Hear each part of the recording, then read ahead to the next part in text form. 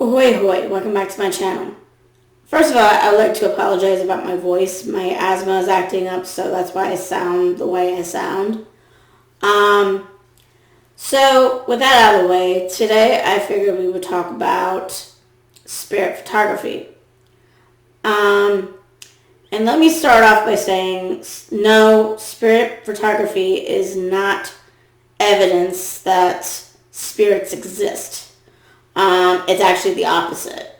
Because sometimes a camera could be responsible for an image coming up, or it could be doctored. And as someone who is interested in the paranormal, you can debunk at least 80 to 90% of claims, including photographs, because they are either doctored or there was something that the camera caused that made it look like there was an image in the picture when there wasn't. And I'm only going to be discussing 2 photographs. I'm not going to go into all kinds of spirit photography because there's so much.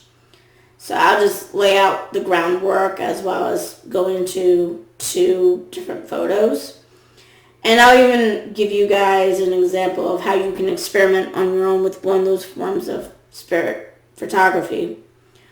So, spirit photography can be traced back to the 19th century, particularly during the 1850s and 60s, because many photographers were experimenting with new effects such as stereoscopic images and double exposure. But some photographers try to use this as a way of exploiting people for profit. And now, I want to point out that spirit photography is not always done intentionally. There are times where, as I said, you can get something in a photo that shows up that was caused by a camera. And that I will show you later on.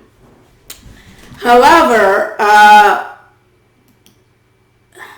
one of these such photographers was a man named William Mumsler, who tried to, is thought to be the first person to capture spirit in photography in the early 1860s. Now, if you're wondering why all suddenly people were caring about spirits being captured in photos and all this other stuff, it was during the Victorian Era, which lasted from the 1830s to like 1901 or something. They're basically during Queen Victoria's reign. So during her reign is known as the Victorian Era.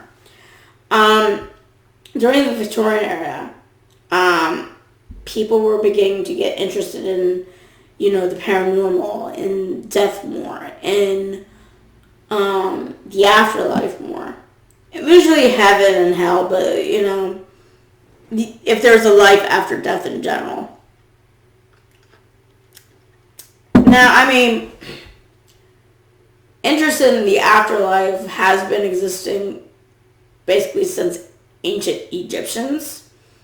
But, when it comes to spirits and stuff, it's mostly in the Victorian Era. So that's when all this, that's why there's a connection between spirit photography and the Victorian Era, because of the interest in paranormal activity began to go up then. So the first image where this man named William Mumsler is thought to caught the first spirit, it featured an apparition of his dead cousin. And after that, he had a knack of capturing dead people on film that was normally a relative, and it had become very popular. And in the beginning of this, experts were having trouble finding anything fake with it. And so he went, and when he started doing this, by the way, he was an amateur photographer. He wasn't professional yet. And so, because he did this, he became more professional and developed a lucrative business that was fueled by people who wanted photographs by relatives that were killed in the American Civil War and wanted to have some sort of supernatural connection with them. However,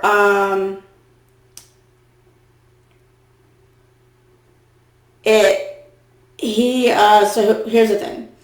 I'm just going to read part from this article that talks about spirit photography, as well as Mumler. Mumler may have achieved this by inserting a previously prepared positive glass plate featuring the image of a deceased into a camera in front of an unused sensitive glass plate, which was then used to photograph his client. This double exposure technique not only captured the image of the client, but also the ghostly image from the prepared glass plate in front. So one of the most famous photographs where he did this was one where the ghost of Abraham Lincoln photobombs an image of his wife, Mary Todd Lincoln, which was years after his death. So let me just scroll up a bit, and you guys can take a look for yourselves. Let's see. I might be very careful because I know I'm going to get my butt kicked. Okay, so I think it's verified. Okay, so I apologize for that. Right about before switching to the second one. So anyway, here's the picture of Mary Todd Lincoln, and this is supposedly her husband behind her.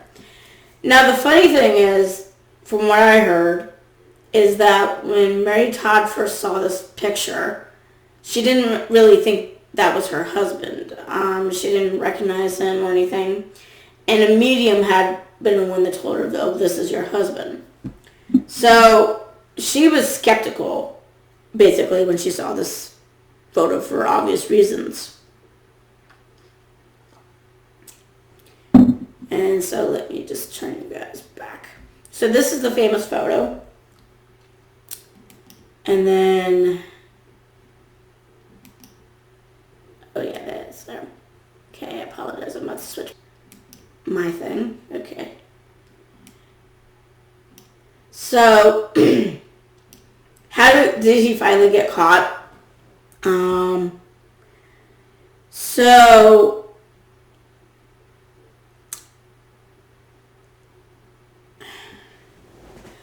a skeptic,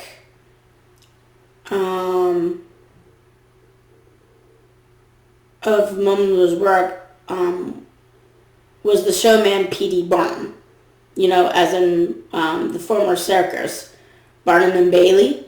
I think that's what the circus was called. Or was it Bailey and Barnum? Something like that. Barnum, Bailey's and Circus. Yeah, that's what it was called. And he claimed that the spirit photos were merely preying upon families or individuals clouded by grief. And this followed allegations that Mumler had broken into houses to steal photos of deceased relatives, and that some of the spirits featured in his photos were actually still very much alive. And of course this would happen because as his clients grew, so did his critics. Especially after this famous photo of Abraham Lincoln's ghost behind his wife. So he was put on trial for fraud, and Barnum tested against him. Again, I'm reading from the article, so you can read this yourselves when I post the article in the description box. The most damning moment in the trial came when a deliberately bogus photograph was presented to demonstrate just how easy it was to make one of Mumler's spirit images. It was Barnum's coup de grace and featured himself with the ghost of Abraham Lincoln. It appeared Mumler was ghost-busted. Despite the damning evidence, Mumler was acquitted of fraud, but the damage had been done. His career as a spirit photographer was over. The techniques he used were built upon by others during the late 1800s as popularity for spiritualism and spirit photography grew through accusations. Though accusations of fraud continue to haunt spirit photographers. So, that is that one. And, excuse me. Drinky drink. So that's a good example of spirit photography done out of manipulation. And the ironic thing is, this was like the Victorian version of Photoshop, basically. So, yeah. And the other type of spirit photography I want to talk about is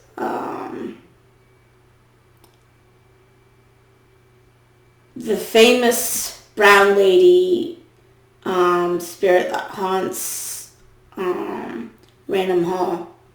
And this photo was actually famous for a very long time, and let me show you what it is.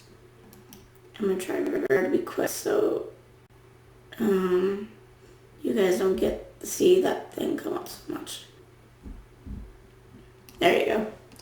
So this, if you're interested in the paranormal, you've probably seen this picture before. And believe it or not, it is fake. But this was not done intentionally. What had happened was, now this place was known for being haunted. That is true. And at the time this was taken, it was believed to be the figure of Lady Dorothy Townsend, who was said to have haunted the hall since her mysterious death in 1726. So at the time, this place was known as being haunted. Well, when they were there, they thought they did see something on the stairs, and the photographer took a picture of it, and then you get this. Thing is, later he revealed that when he was taking the picture, he was shaking because he was so scared as he was taking the photo, and this happens. So, let me go back. Okay. Now, I've actually done this as an experiment before. I did this last year because this article came out last year, at least I saw it last year. And so I decided to do some experiments and see if I can recreate anything that looks like that or come close to doing it. And I did it. But let me see if I can pull it up. And of course, I plan to show you guys how to do it yourselves. So let me see. Maybe it would be better if I go to... It's quicker to do.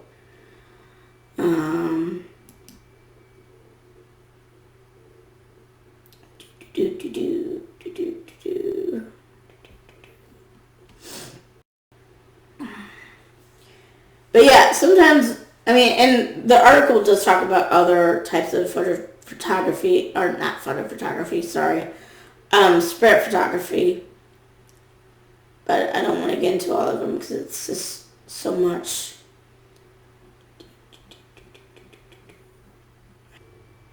The same thing can be said, like, if you see images in the mirror. Because if you see images in the mirror, it's not evidence that there's something there. It's just like what happens is your mind starts to do something called visual matrixing. And you do it basically when you're outside and there's like single clouds out that side. And you think you see something in a cloud when you don't. Like, you imagine a cloud being a bunny or being the face of Jesus or something like that. So that kind of thing does happen in mirrors if they're old enough and there's like a dent in it or there's like spots on it or something like that.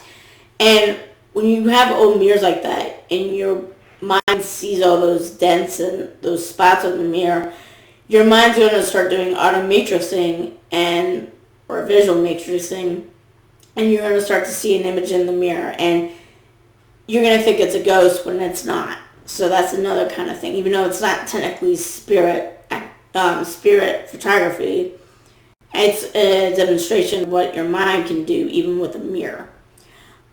So I did this last year, and obviously it looks like there's something on the stairs, and I can assure you there wasn't anything on the stairs when I took this. And I did this by setting my camera on a timer, and as it was counting down, shaking it at the same time. So yeah, that's one example. And so right now we're going to do the experiment. Switch back to that though. So you can do this on your phone too. And what you can do is pull up your camera, go to your timer on your phone, and just hit 5 seconds or whatever. You hit whatever seconds you want.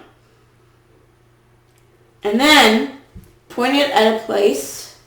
Let's do it at the table again.